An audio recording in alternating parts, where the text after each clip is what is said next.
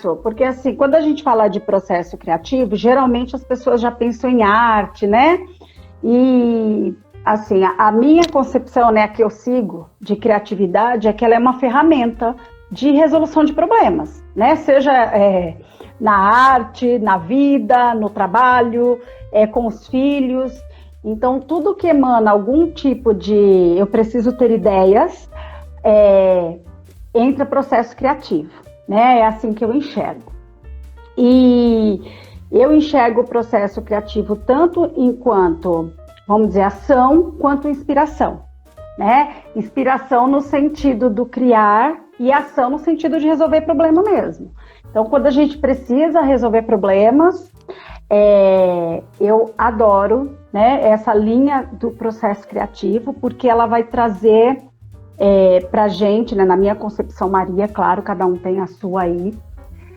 Eu acredito que o criar ideias, né, o ter ideias, o focar em ideias, ele, de alguma forma, mexe com todos os recursos que a gente tem, ou a maior parte deles, enquanto ser humano.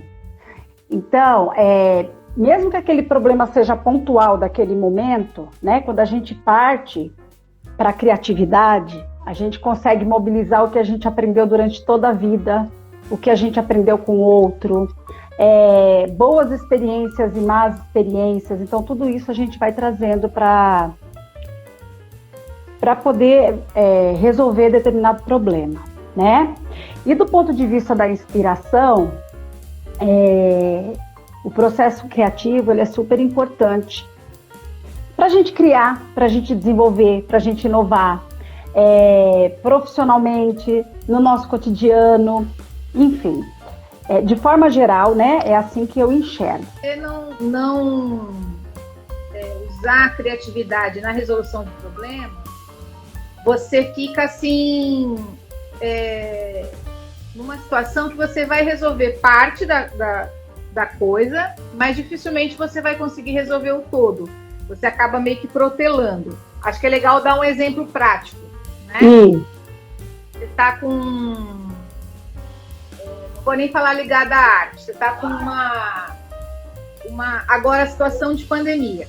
Você precisa, por exemplo, simplesmente aqui em casa, eu preciso manter uma rotina de alimentação, porque eu tenho uma filha e uma alimentação saudável, tenho um problema de pré-diabetes, lá. Se eu for atrás do que é mais saudável, isso tem estado muito caro. Como é que eu faço para conseguir ter acesso a uma alimentação saudável que caiba no meu orçamento, né?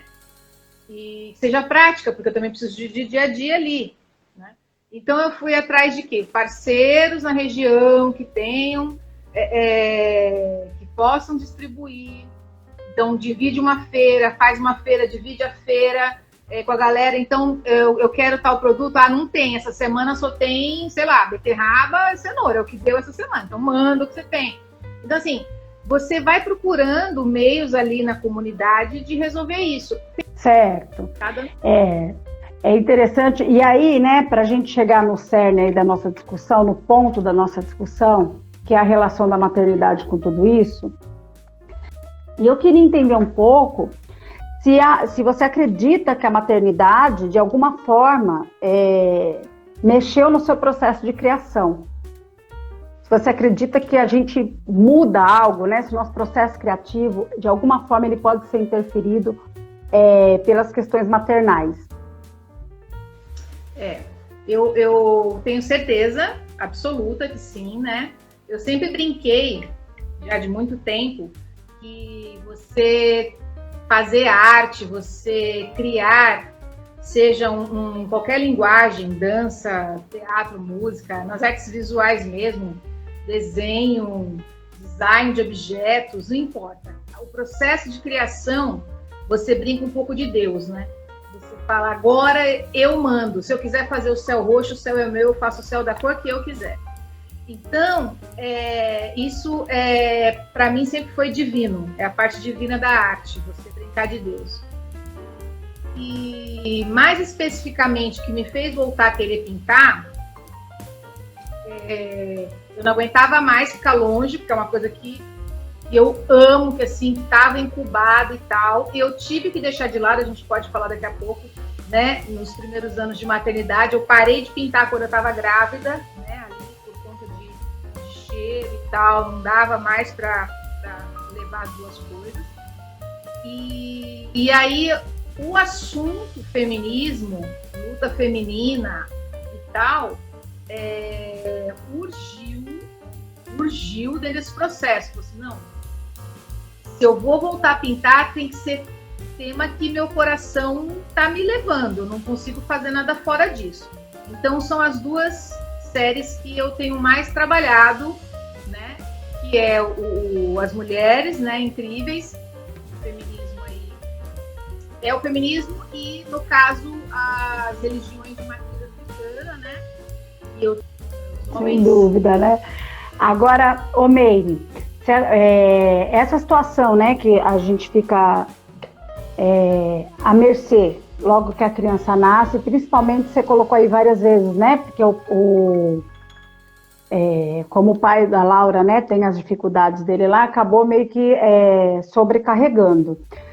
Mas será que, eu fico pensando, será que não é só nessa situação específica, né? A mulher, de alguma forma, a sociedade construiu a mulher como a mãe, vamos dizer, a responsável, né? Por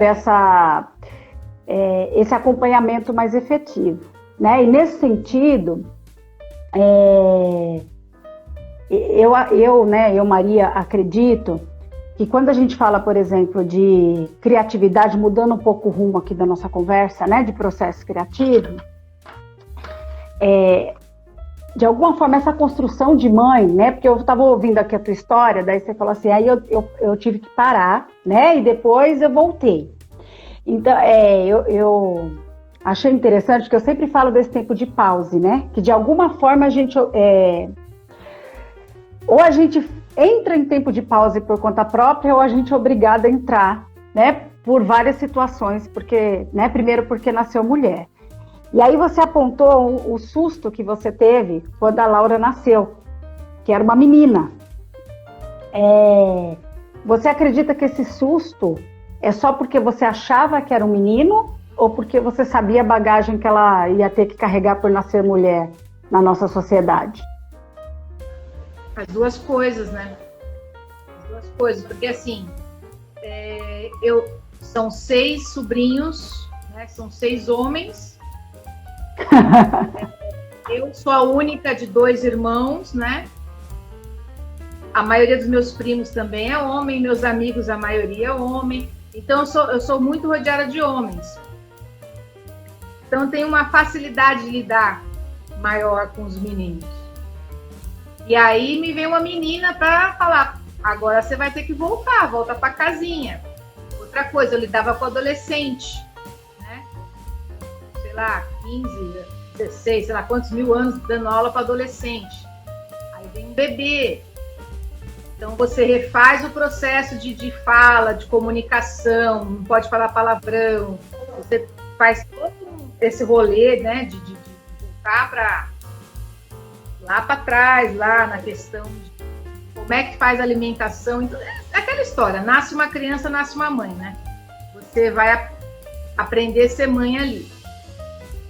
E aí, foram as duas coisas. Como que eu quero que essa menina reaja às intempéries do mundo? Porque eu já acho difícil o mundo hoje para qualquer criança, né? Acho que eu já fui uma criança que sofri pra caramba. E olha que eu sou ali no topo dos privilégios, né? Então você imagina os outros, né? E aí eu não queria que ela sofresse o que eu sofri, nenhum pai nem mãe quer, né? Por exemplo, de toda vez eu dei aula na noite a vida inteira. Então toda vez que eu voltava para casa, ou era meu pai tendo que me buscar, né, no ponto de ônibus, ou o marido, ou gastar grana, ou me fantasiar de homem para voltar para casa, leva o casaco e volta toda de capuz. Então, assim, é um mundo muito difícil para a mulher, né? Então, E ainda tem essa... Eu vou começar agora, né? A Laura tá fazendo 13 anos agora, mês que vem. Vamos ver. Então, o susto era mais nesse sentido. Com certeza. Talvez você, como mãe de 4 meninos, possa me dizer que não tenha outras preocupações, né? Essas não sejam exatamente as suas. Mas são as minhas, né? Porque o que acontece? Quando a gente tem esse olhar mais sensível para esse universo feminino, e quando você tem 4 filhos, eu acho que é muito louco, porque você pensa assim, né? Será que eu vou conseguir educar com tudo aquilo que eu acredito? Porque eles são homens, né? E a gente está numa sociedade, como você bem colocou, patriarcal. E ontem a gente até brincou aqui, eu nem lembro mais qual que era a conversa que surgiu, que eu falei assim, como é que é? Em casa de feminista, se tiver machismo, a gente soca dentro do banheiro e tranca a porta. E eles rolam de dar risada, né? Porque eles já sabem bem como eu sou. Mas a gente fica bem preocupado, né? No sentido de, esses homens estarão lá fora, né? Esses homens contribuirão para essa sociedade que a gente tem. E como será essa contribuição? Como será? Então, eu tento me apegar assim, como é hoje, né? Porque eu não tenho controle sobre o futuro, mas sobre o hoje eu tenho. Então, acho que a educação que a gente investe hoje, de alguma forma, reverbera, né? Espero eu, assim, eu estou confiante nisso, com todas as nossas dificuldades. E outra, por mais que a gente acredite que a mulher tem que ter um espaço que é dela na sociedade, nós fomos educadas numa sociedade que diz o contrário. Então, vamos dizer, os nossos processos inconscientes o tempo inteiro replicam isso, mesmo sem a gente querer. Mesmo sem a gente querer. Né? Mesmo que a gente não queira, se a gente não tomar cuidado, isso acontece. Né? Por exemplo, eu fui criada com um monte de primos, nós éramos vizinhos, assim, né? Meus primos moravam na casa da frente, eu do outro lado da rua, e quando a gente ia tomar café na casa um do outro, para quem sobrava louça? Para as meninas, para mim e para minha prima. E eles voltavam para brincadeira na rua. Então, às vezes eu me pego fazendo isso aqui em casa, né? Com um filho de 17 anos, recolhendo o que ele sujou e levando para a pia. E aí eu tenho que me monitorar. É bem difícil, né? E com relação aos processos criativos, né, eu vejo assim, comigo, Maria, né? O que aconteceu e que eu acho que acontece com muitas mulheres. Existe um padrão, né, de criatividade para as mulheres que não têm filhos, que a sociedade rotula, e outro para as mulheres que têm filhos. E a gente acaba, sem querer, abraçando meio que isso. Então é meio que assim, quando você não tem filhos, você pode tudo. Quando você tem, você pode desde que você cumpra uma série de coisas impossíveis. E aí a gente fica meio que preso nisso. E aí vem os tais dos tempos de pause, né? Que a gente fica esperando crescer um pouco ou enfim. Né? Então acho que assim, acho que a gente usa pouco o processo criativo, até porque eu sempre falo da escola, né? Porque eu acho que tem tanta coisa boa que a escola traz, mas tem tanta coisa que ela falha também quando a gente fala de mundo prático e vida real. Por que a gente não estuda isso, não trabalha isso com mais assim, seriedade dentro da escola, desde pequeno, essa questão da criatividade mesmo? Porque se ela é uma ferramenta de solução de problemas, né? Por que quando a gente tem filho, a vida muda, né, gente? Não tem jeito. Mas por que a gente não usa do nosso processo criativo para recriar a nossa vida? E a gente fica querendo ou recuperar algo que ficou para trás, ou esperando o momento de novo da retomada. Né? Geralmente são essas duas coisas que a gente faz. Ou fica buscando algo que passou, né? Como se a gente estivesse numa linha de tempo, que a partir do momento que você é mãe, você atravessa essa linha de tempo e depois você fica o tempo inteiro na nostalgia, né, do que passou. Ou, né, além de ficar nessa nostalgia, acho que não é nem ou, acho que é você ainda fica esperando o tempo de retomada dos seus processos criativos. quando, na verdade, de repente usar a criatividade para recriar esses tempos da maternidade, né? Então, o que eu penso? Por exemplo, eu fazia muitas coisas. Eu me lembro que quando o Pedro nasceu, eu tive um tempo de pausa, assim, embora foi curto, porque como eu não consegui viver naquilo, eu já tratei de dar um jeito na minha vida, mas eu tive, né? Esse tempo de pausa, assim, e isso me fez, assim, muito mal. Por exemplo, adoro a Chilo, né? Uma das coisas que eu gosto. Adoro tricô, sabe essas coisas? Adoro. E aí, gente, eu fazia, por exemplo, um tapete de sala em 2 semanas, né? Quando a gente é mãe, não dá mais para fazer em 2 semanas. Mas dá para fazer.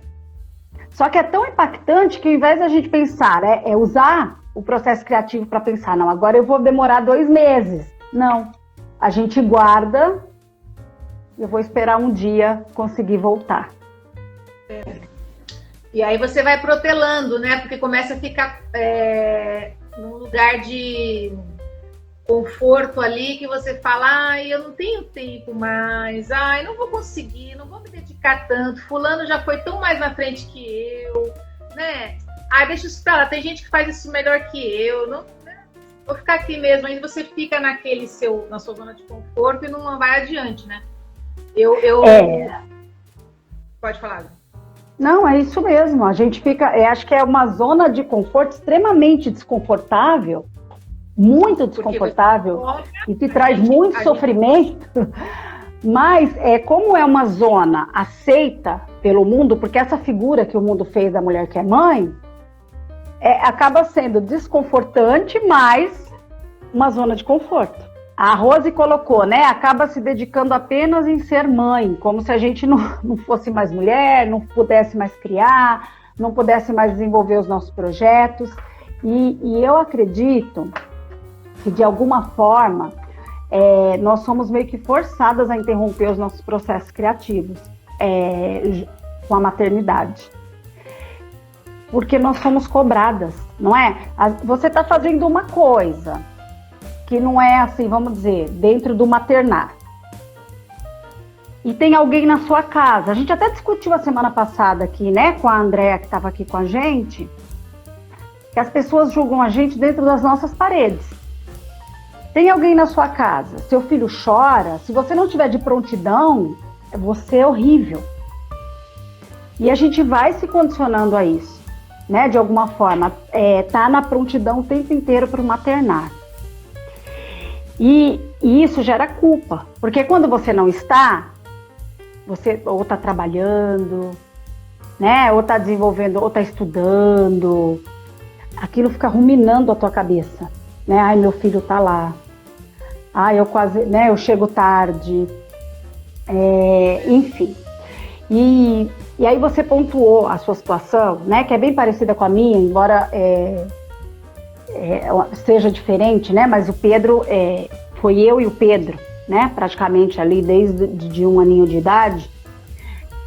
Isso também pesa para as mulheres que têm os parceiros, na maior parte das vezes, né? A gente acredita que a gente sofre mais, é mais difícil, né? Porque a maternidade, ela está condicionada de alguma forma, né? Se você é solteira, casada, as pessoas associam isso.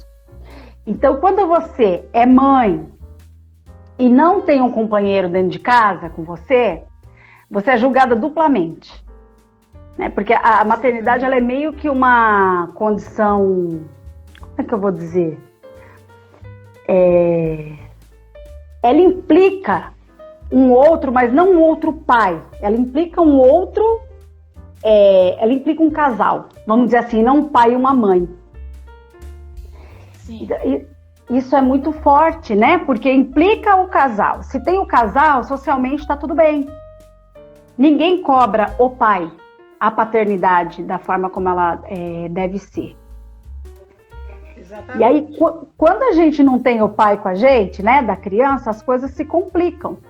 Porque além de você não ter o paternal ali, né, no tete a tete, você não é um casal. Sim. As coisas se complicam muito.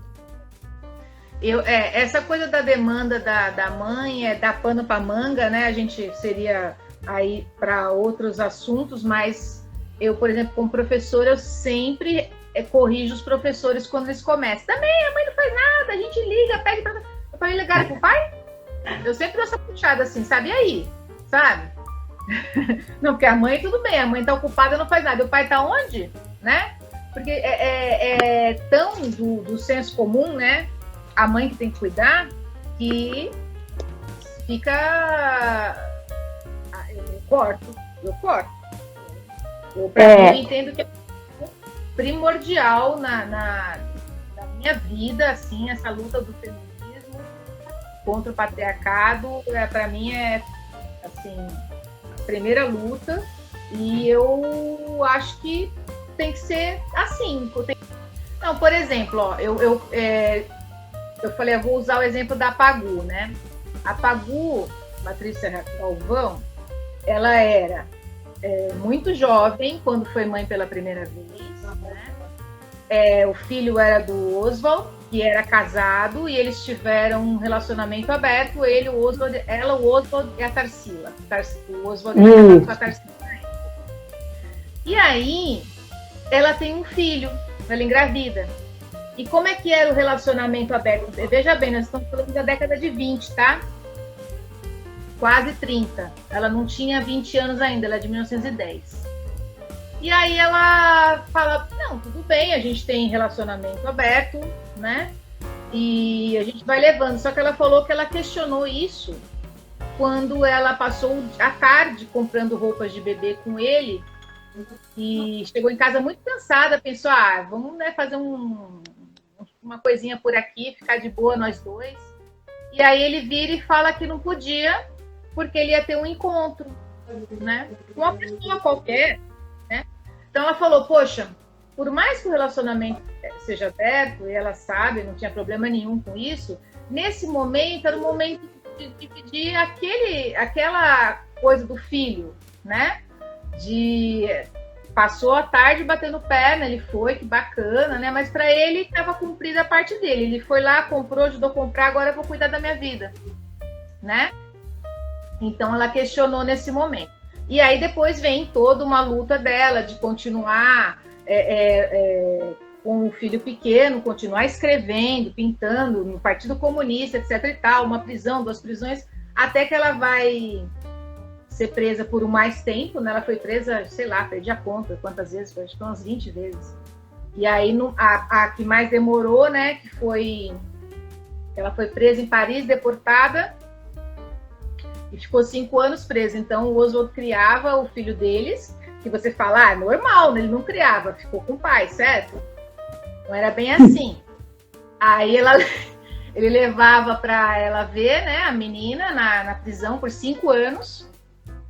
E aí, quando ela saiu, ela falou, olha, eu não quero mais ficar no Partido Comunista, porque ela sofria muito machismo dentro do Partido Comunista, na época, né? Existia essa questão. Ela passou para a linha trotskista, que foi socialista, etc., o resto da vida, e passou a querer ficar com o filho, porque realmente o Oswald era só uma questão mesmo de tempo. Ele estava cuidando da criança enquanto ela estava... Enquanto. É isso, você falou tudo. Né? E isso ela deixa escrito em várias e várias cartas, tem livro publicado, né? Não é achismo, são palavras dela. E ele vivo, ele morreu depois dela, né? Ele nunca mentiu. E então, aí, você tocou numa coisa, desculpa te cortar, mas eu preciso te cortar. A sua palavra enquanto, ele olhou enquanto, eu acho que ela resume tanta coisa da nossa vida de mãe, mas tanta coisa. Eu acho que enquanto é a palavra agora, junto com o tempo de pausa aí, é o enquanto. É isso aí. Eles olham enquanto você lava a louça. Eles olham enquanto você lava o banheiro. Eles olham, né, enquanto você trabalha. É muito louco isso. Não, então, aí, só para terminar a história, eu ia falar do processo criativo. Então, o que ela conseguiu fazer? Durante essa prisão de mais tempo, de 5 anos, ela continuou escrevendo muito, tal, tanto que ela acabou depois publicando os livros. E aí a criança já tinha ali quase 10 anos quando ela sai, então ela conseguiu, nesse ínterim, fazer uma retomada da carreira dela, porque ela teve que parar, ela foi presa, foi outra situação, né? E aí ela sai e volta escrevendo muito, ilustrando para jornal, com a coluna, inclusive, não sei se semanal ou diária, para escrever no jornal, e faz 1000 coisas, né? A Pagu, em 50 anos de vida, ela faz, assim, tanta coisa que... E aí ela me inspira na criação, porque você fala, gente, se uma mulher que viveu 50 anos, há 100 anos atrás, né? Conseguiu tudo isso naquele mundo, eu vou tentar, eu preciso ao menos tentar, eu morro, quem não luta tá morto, entendeu?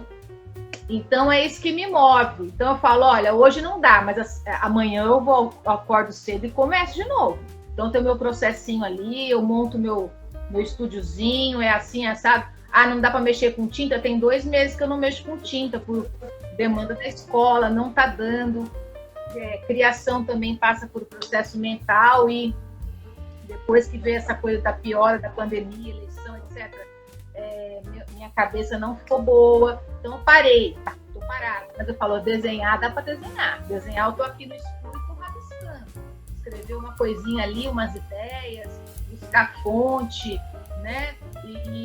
Eu tenho uma pastinha aqui no celular que eu vou juntando de imagens que eu deixo para depois me repertoriar. Então meu processo não para, eu não tô produzindo especificamente, mas eu tô no meu processo criativo ali, entendeu? Quando eu sentar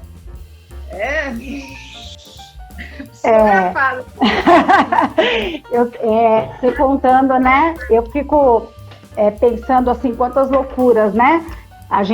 Quando a gente conversa com mães em atividade, né? Mães que continuam nas suas profissões, ou que às vezes abriram mão por um período, né? Por conta de alguma realidade específica, acaba tendo que abrir mão, ou são desligadas, né? Quando volta aí da licença maternidade, também acontece da mulher não necessariamente querer parar a sua atividade profissional, mas ela é desligada, né? Tem até um estudo que mostra que quando a criança nasce, até ela completar 12 meses, né? São, se eu não me engano, 140 mil mulheres, a média de mulheres que perdem o emprego nesse intervalo, de 0 ano a 12 meses. Então é muita gente, né, desligada. E a gente que continua em atividade, quantas loucuras, né? E quando você falou a palavra enquanto, foi tão forte para mim, né, agora a gente conversando, porque é bem isso que acontece mesmo, né? Quantas vezes eu não tive, por exemplo, no mestrado, que eu tive que estudar balançando o carrinho com o pé, tá? E assim, não é porque, né, o meu ex-marido estava em casa e não olhava as crianças, não é isso. Mas é que é tipo assim, entendeu? Os homens têm os compromissos deles e acabou. Olha, eu tô saindo, é sábado, eu vou levar o carro para arrumar, eu vou levar, é meio que assim que funciona. Né? Não existe, assim, é muito raro existir um acordo prévio, né? Olha, o que a gente vai fazer sábado? Como é que vai ser? Como é que tá as crianças? Será que dá para fazer? Não, gente, marca e vai, né? E aí, eu me lembro de várias vezes estudando, balançando o carrinho com o pé, fazendo leitura, grifando o livro, nessa situação, né? E hoje, olhando para trás, a gente fala como a gente se permite coisas assim, como a gente se permite coisas desse tipo, né? Não por nada, mas assim, uma coisa que um acordo de 5 minutos resolveria, né? O que a gente vai fazer no sábado? Como é que tá aí a tua agenda? Quais são as suas atividades profissionais? Como que tá a minha? Como que a gente divide isso? Existe, mas a gente sabe que é bem assim, exceção, né? Nessas situações. E pensando em processo criativo, eu penso assim, o quão a maternidade, ela mexe nas nossas inspirações, né? Lá no começo a gente falou de processo enquanto ação e enquanto inspiração. E aí vou entrar um pouco nisso. Eu não sei se acontece, né? Tem mais mães aí no chat, acredito eu. Vocês podem comentar para poder ajudar a gente, né? A maternidade, ela me trouxe uma coisa assim muito interessante, que eu acho que uma das coisas que mais afloraram em mim foi a questão da empatia com outras mulheres, né? Para mim, Maria, isso é muito impactante. E como essa empatia, de alguma forma, mexe na minha sensibilidade. E como essa sensibilidade mexe em todo o meu processo criativo, né? Na minha atividade profissional, quando a gente olha os percursos das mulheres, né? Eu lembrei agora a Emily, que tá, não sei se ela ainda está na live, a gente vai marcar uma também. A Emily ela é uma contadora de histórias, né? E eu tenho até algumas curiosidades que eu vou guardar aqui para mim, para a gente tirar lá na live junto quando a gente marcar. E o que a gente observa de forma geral, né? Como é uma luta meio que, não sei se é injusta ou desbalanceada, não sei como é que funciona. E como isso é mostrado na mídia, né? Quando você falou da Pagu, eu me lembrei de uma outra série que eu assisti faz pouco tempo, que agora na pandemia eu tô assistindo até série, né? Eu não assisto nada, mas enfim. Que é aquela, acho que é a Coisinha Mais Linda, né? Que tava a primeira temporada, pelo menos, quando eu vi. Coisa Mais Linda. Isso. E assim, que reforço, né? É uma série muito interessante e tal, mas que reforço que a mídia dá para o apagamento. É como se, assim, para a mulher ter algum tipo de sucesso, ela tem que largar necessariamente os filhos. Então se mostra por esse ângulo, sempre. E não pelo ângulo que a mulher não é a única produtora do negócio. Então, aquilo me impactou demais, porque quem assistiu, não sei se alguém aqui viu, né, que está vendo a gente, existe um apagamento da criança praticamente a série inteira. Né? Como se ela só conseguiu porque ela abandonou o filho em algum lugar. Os pais cuidaram. Isso. E quando, por exemplo, né, falando da biografia da Pagu, como é o tempo inteiro também reforçado, né, esse abandono, né, embora ela estivesse presa contra a vontade, mas assim, por que estava presa? Porque brigou, porque não ficou quietinha lá no lugar dela, né, como existe esse outro retrato também, se tivesse ficado em casa cuidando do filho e passando a roupa, não teria sido presa. Então, assim, como existe uma cobrança e como a mídia traz esse retrato, até quando acha que está fazendo algo feminista, né? Quando acredita que está fazendo algo feminista, como isso é abordado nas telas. E fala, Meire. Não, é exatamente isso que você falou. Como se você não tivesse como ter carreira, maternidade e etc. Inclusive, sem abandonar.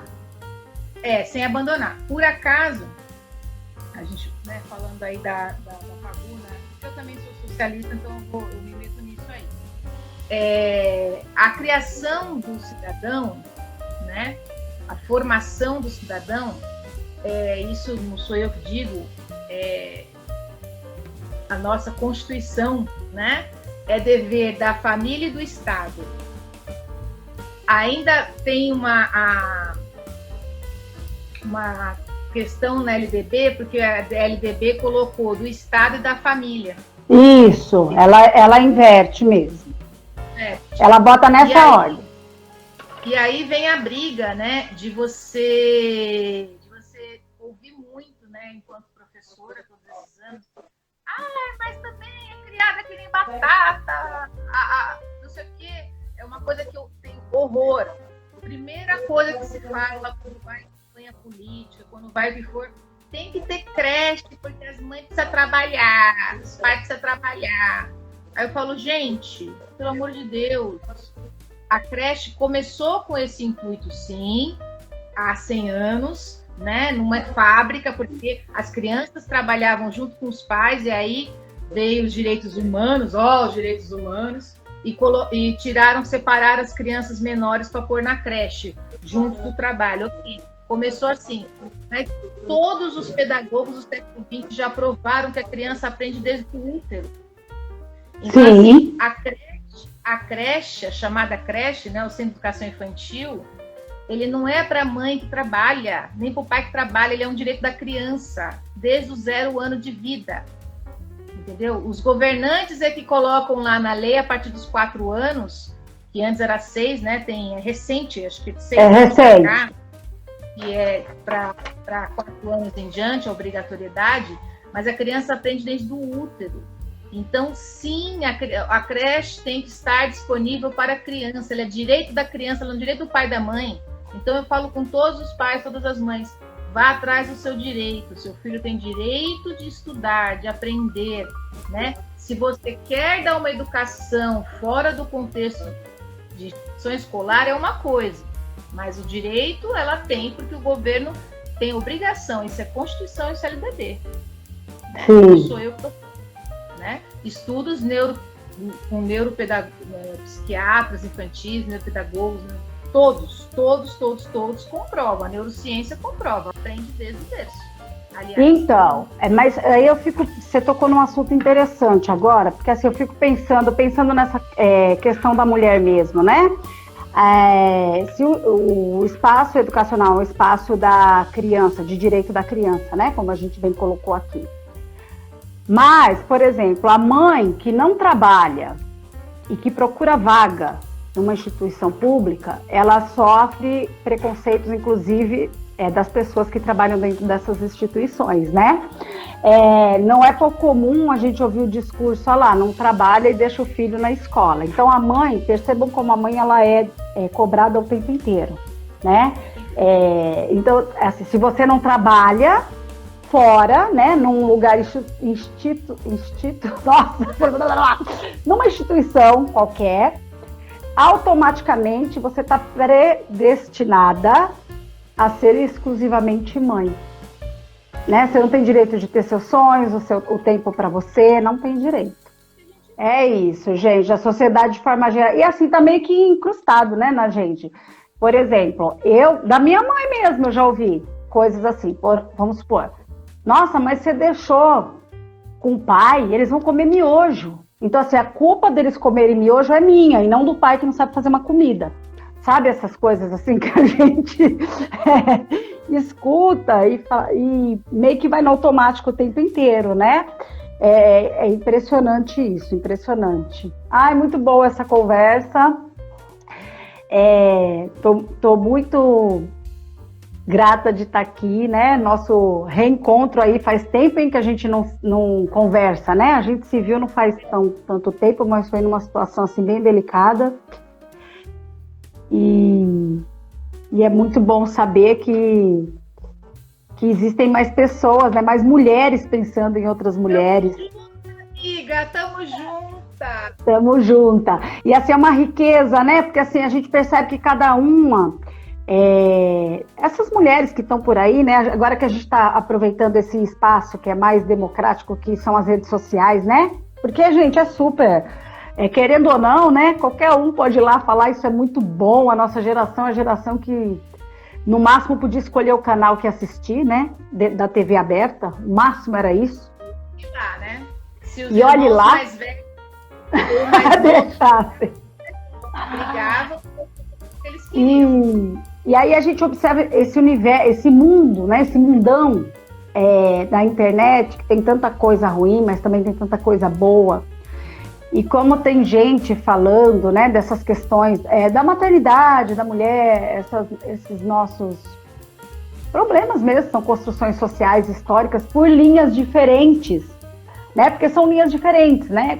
Eu tô aqui, né? Eu discuto muito maternar, você pinta as mulheres, aí a gente vai percorrendo, né? Tem gente que escreve poemas feministas, tem gente que vai discutir por um outro... E é muito rico isso e muito bom saber que tem gente na mídia, de alguma forma, apontando essas posições, né?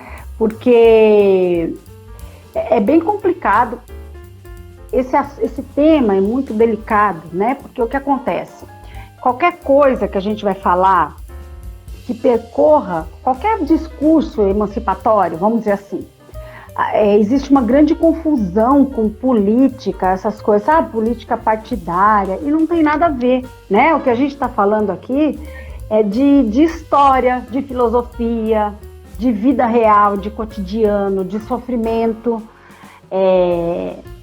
e que a forma de calar a boca, né, é atrelar isso a uma política. O tempo inteiro as pessoas têm atrelado esses discursos mais emancipatórios à política, e não é essa política partidária, né? É política do ponto de vista da criticidade, da defesa de um pensamento, mas não partidária. É bem delicado quando a gente começa a conversar sobre esses assuntos, porque é claro que a gente tem posição política partidária também, né, gente? Ninguém aqui é ingênuo. Mas a defesa não é essa, né? Agora, o que acontece? É claro que a tendência é correr para esse lado, porque existe uma linha de política partidária que acredita em X e uma linha que acredita em Y, né? Então, a gente acaba correndo para o lado da linha que mais parece com a gente. Mas a discussão não é política, né? Não dessa forma político-partidária. E é bem interessante a gente colocar, por quê? Porque a gente está num movimento muito de calar a boca, né? Calar a boca quando a gente vai falar de qualquer coisa, porque é política. Não é política, gente, é história, né? Construção histórica. E a gente tem que falar assim das nossas dores. Por exemplo, falar de maternidade, né? Do lado ruim, é algo absurdo, né? No mundo normal. Porque a maternidade é linda, ela é perfeita, a gente ama os filhos, a gente adora que eles façam bagunça, é um processo... Então, quando a gente ousa... Saiu, mas, gente, já cansei de olhar para Laura e falar, saiu de mim, meu Deus do céu, sério mesmo. É isso! E quando a gente... Eu olho para ela e falo, meu Deus, esse ser que fala, que pensa, que tem ideias próprias. É muito desafiador isso, né? Demais. É muito desafiador, muito, extremamente desafiador.